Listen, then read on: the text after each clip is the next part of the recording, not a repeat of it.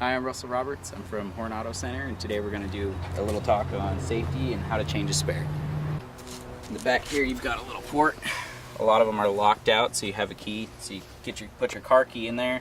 And also, you want to be sure that when you do have a blowout, that you do not apply the brakes. You want to coast off the road to a level, steady surface, something solid. If you're at an angle, be sure to chalk your wheel as something simple as a rock. Get that behind there. Make sure you're not going to roll in any case like that. If it's nighttime, you want to put on your flashers. Make sure nobody's going to come up and hit you. Cylinder right here and just wiggle it out. I like to leave that on the key so I won't forget it. And then the next step is you will build your retracting tool. What you'll do is feed this white in all the way down in there, and you'll feel it lock into place. It won't be able to turn. Then your next step would be to slide this piece on, the T-part handle, and then you'll crank counterclockwise and your spare will start to lower. And then you're gonna climb up under the vehicle right here. Once you get your jack out, start hand cranking it up just a little bit all the way up to the rear axle on this particular vehicle.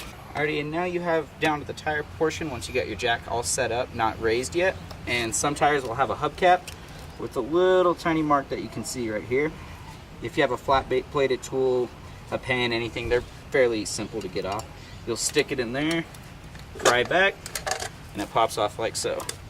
Set that aside. What you want to do is place your tool on the lug nut and then crack it loose. Also want to be very careful. You can read on your tires the safety ratings. Most tires, if you have a small, not a full-size spare, like a donut is the common name for it, they'll usually have a max speed of about 55 miles per hour, and you don't want to go any over maybe 25 to 50 miles with it. You want to get to the closest repair shop. Now after we change the tire, we're going to secure all these lugs down. Make sure they're not as tight as you can get them. Put a little force down on it. Make sure these don't come off. Once you get your spare on, everything's torqued back. Got your hubcap on, all your spare tire tools back in the proper location for them. You're pretty much all set for changing the spare. And then you also do not want to forget to change out your chock. You do not want to leave that under there. I'm Russell Roberts from Horne Auto Center on the Deuce of Clubs, the Chevy store that saves you more.